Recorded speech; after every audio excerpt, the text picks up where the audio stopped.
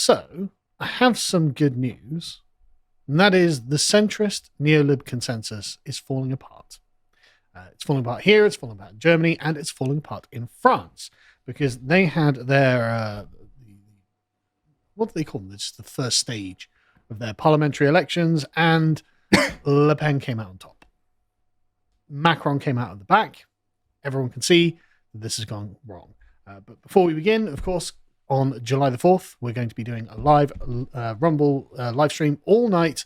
And if you want to support us and send us video chats to send in your thoughts on the election, go sign up to lotus.com using the code 0seats for 50% off your first 3 months with gold tier, and send us those comments because they're going to be fun. It's going to be a good night. And hopefully we get something similar as to what's happening here. So you may remember that the right wing did superbly well in the EU elections. This was huge gains, but not majorities. It's still like the centrist coalitions in the EU Parliament. But there were losses in the centre and on the left-wing coalitions. So everyone can see, oh, okay, the weather vane is going towards the right. And so Macron decided to call a snap elections to prevent the far-right rise in France, which in retrospect seems to have been a massive mistake. So they have multiple kinds of elections. They have a semi-parliamentary system in France. And so this election they've held just now is the first round of their parliamentary elections, and then on Sunday will be the second round, the runoff votes, which will be no, I can't predict anything, so I don't know anything about the way that the things work in France, frankly. It's important to say that Macron himself will not be deposed from this because the presidential election is separate. Yes, because this isn't a presidential election. Yeah. I think it's going to be in 2027. Correct. But this is the parliamentary election, which can basically turn Macron into a lame duck. So he can't get anything done and further increase the wind in the sails of the right and further just end up sinking the sort of centrist consensus. And so, Macron calls these elections knowing that the centre can't hold. And so his gambit was, well, we're going to be very reasonable. I mean, he says, we acknowledge that voters are having difficulty getting by, even when they're working, very everyday difficulties, and this has created anger and resentment. People feel they aren't listened to or respected. We can't remain indifferent to all of these messages. It's like, why were you indifferent to this at all? Why is it that your governance makes things more difficult for people? Why is it that they feel disenfranchised? Why is it that this was normal for you, and you thought, you know what, I'm just going to appeal to the respectability of our party to get you back on side? Reasonable people will, in fact, he says, the voters have a choice between the unholy alliances at the two extremes who agree on almost nothing except handing out jobs. Right, so your opponents are promising jobs. That's your pitch. I mean, that might be anathema to the French. True. Again, I don't understand the French. If that was the pitch here, that would sound good. But versus own bloc, which has a single vision of the country. We aren't perfect, but we've got results. Now that sounds a lot like Sunak, doesn't it?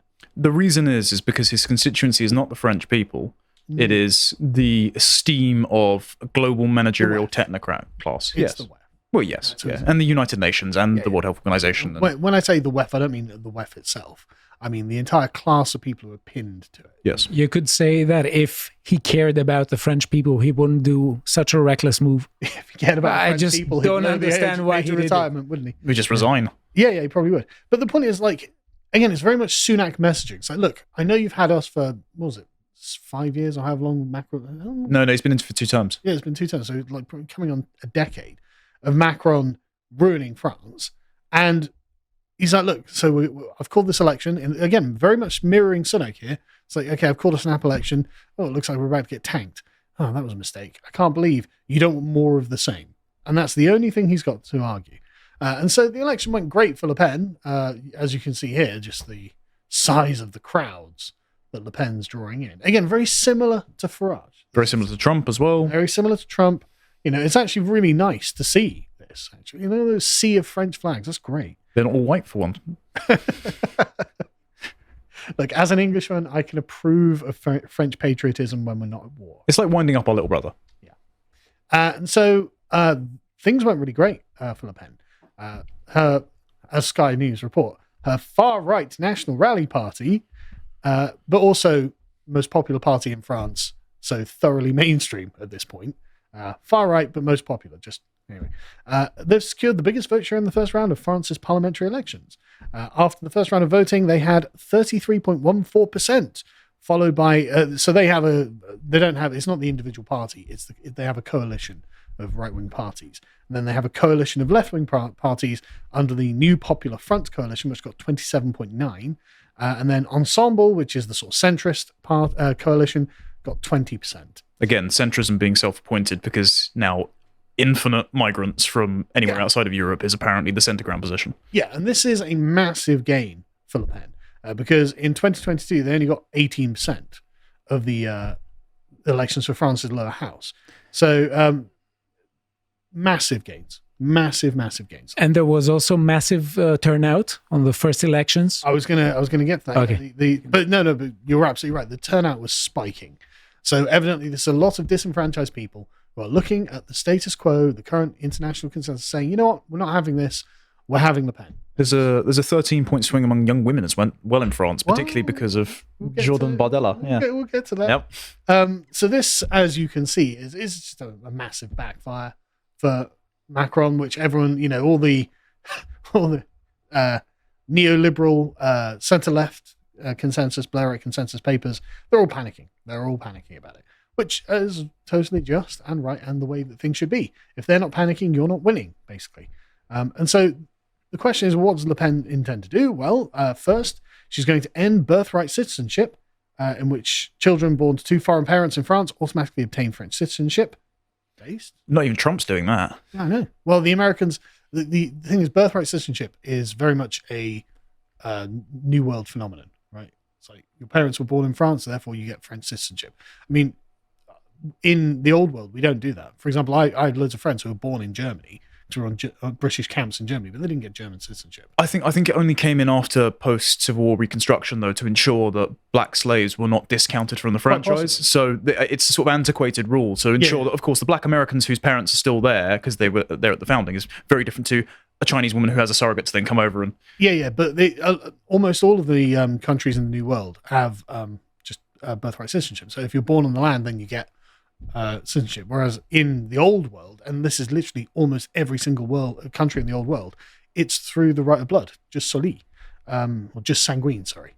It's just normal in the old world. And people in the new world have trouble understanding that. Bardella has a great point here. The automatic acquisition of French nationality is no longer justified in a world of 8 billion people when daily evidence of our inability to integrate and assimilate is multiplying on our soil. He's our guy. He's not wrong either. That's the thing. National Rally will also slap restrictions on family reunifications by introducing conditions on employment and income. And it separately unveiled plans to reduce access to medical services for illegal immigrants to emergencies only and limit welfare access benefits to French citizens only. Totally sensible. Totally sensible. Non-citizens should not have access to the benefit system of the country. Why is that controversial? Right? Going on to law and order, if you can believe such a thing exists in France, there will be a reduction of welfare, basically, because teenagers age 16 will be tried as adults, and families of repeat juvenile offenders will have their welfare allowances slashed. Very interesting. The one thing I didn't particularly agree with was France's police forces would be granted an automatic presumption of self-defense in cases that will involve violence, particularly when dealing with protests. The French police are a lot more aggressive than the English and even often the Americans. Oh, yeah. So that's just a sort of culture they have over there. Yeah, I know. The American police actually are quite restrained, to be honest, when it comes to protests. The French police are aggressive. You see, though, that the French leftists are constantly burning stuff. We'll get to that too. Dual nationals, and this is a very interesting point. Dual nationals will be barred from holding jobs in sensitive strategic posts like defense. These would be reserved for French. Political opponents are, of course, really angry about this. For example, Gabriel Attal, the Prime Minister, said, "The message you are sending is that when we are binational, we are half-national. We are, in fact, not real French, and we would not be trusted to occupy positions of responsibility." Yeah. That's how you feel about yourself because you haven't renounced the other nationality. Yeah, why are you holding on to the other nationality? Your own identity is. This is the same critique that people had of Rishi Sunak having a green card for America right before becoming a MP and then the Chancellor. It's like, yeah, you're an intransient man of anywhere. Why should I trust someone who isn't particularly rooted here if the job prospects are better somewhere else for governing me? How can we have a prime minister who literally has dual loyalties to other countries? That's mad. And so, yeah, that's a totally normal, salient, and sensible thing to do. On foreign policy, they're going to cut funding to the EU by €3 billion euros a year to make VAT cuts at home. They're going to continue supporting Ukraine, but significantly reduce the amount they're going to send, apparently. And they are not going to recognize a Palestinian state. So the interesting thing about this, the top point about the 3 billion cut into the EU, I've seen reporting from the Telegraph and actually from Unheard, from Freddie Sayers getting comment from Nigel Farage at yesterday's Reform rally that are suggesting that this will instigate a sort of Liz Truss style event. And the buzzword for that, of course, for the sort of establishment that haven't listened to Liz's case of why she was cooed out by bankers, is that if you have unfunded tax cuts, you're going to crash the economy. And so the concern is that actually Macron's gamble hasn't not paid off. It's that Le Pen and Bardelar's party get in, National Rally get in, Bardelar being the prime minister, that they pull off Le Pen's policies, that the banks move against them, even though, as we spoke about before, unlike the Bank of England, they're not independently appointed. The head of France's bank is appointed by ministers.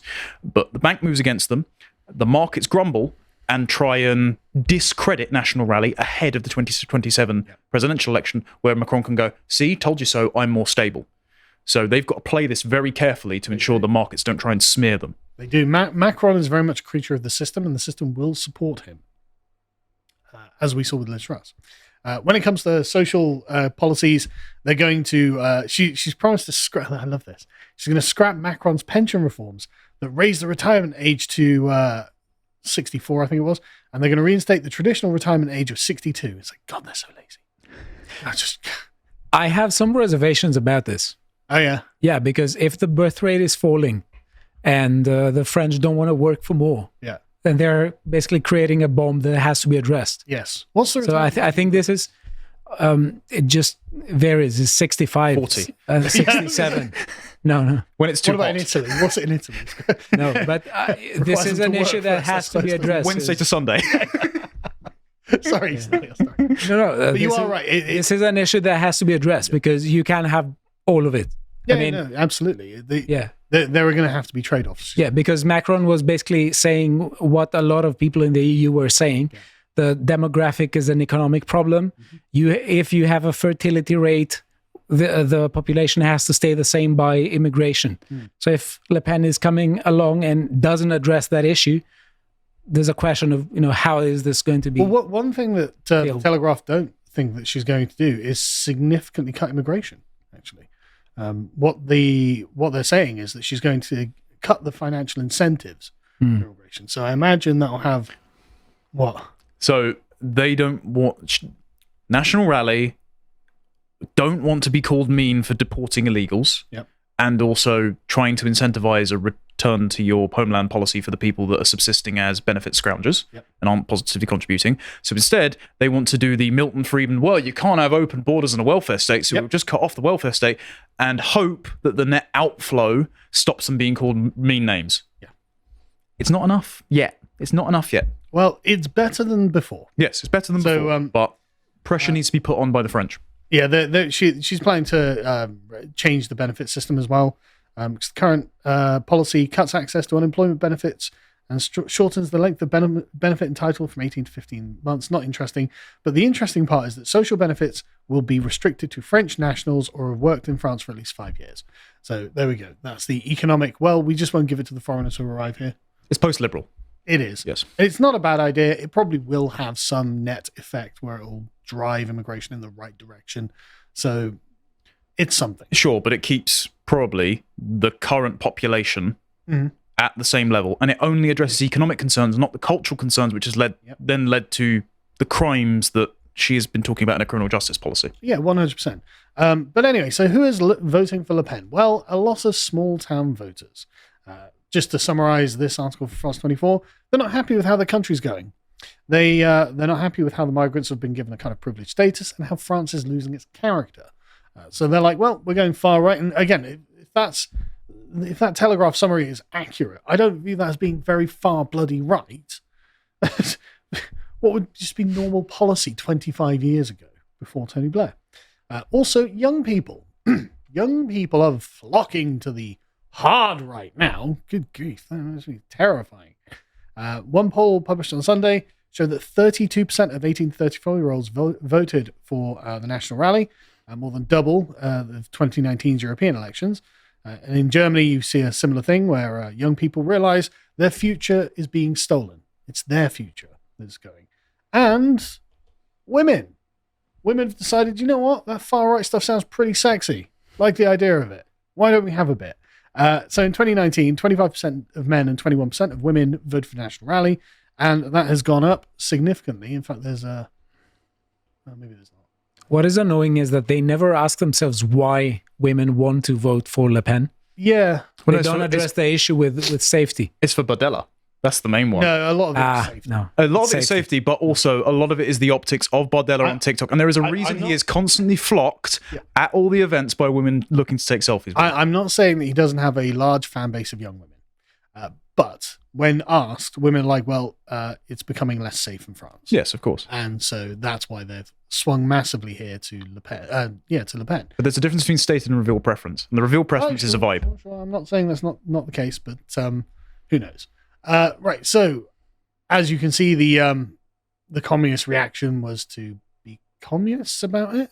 So, I mean, my Anglo instincts are like, you know what, I don't think we should just give the police free rein. But then when I see communists rioting, I kind of understand they're French, they're communist, and they're breaking property. Just, it's definitely starting to win me over. That's all I'm saying. And of course, and my favorite part of all of this is the shitlibs are on total suicide watch. That awkward moment when you discover the idyllic bit of rural France where you book the lovely Guité for this summer is just voted massively for the fascist. It's like, suck it, Gabriel. Suck it. So so all good stuff. Hopefully Le Pen wins the runoff election confidently. She needs 50% to be able to just outright form a government. Who knows what happens if she doesn't? I guess we'll find out. Hi folks, thanks for watching. Because this election is going to be such a momentous one, where the Conservatives are going to get absolutely crushed, we are doing an all-night election stream on Rumble on the 4th of July, starting 7 p.m. British time. We're going to have tons of guests, we're going to have tons of fun, and you can come and sign up to lotus.com using promo code 0seats and get 50% off the gold tier for 3 months, and send us video comments and chats throughout the night because we're going to want to hear your input. And to mark this momentous occasion, you can get your 0 Seats merch from our store.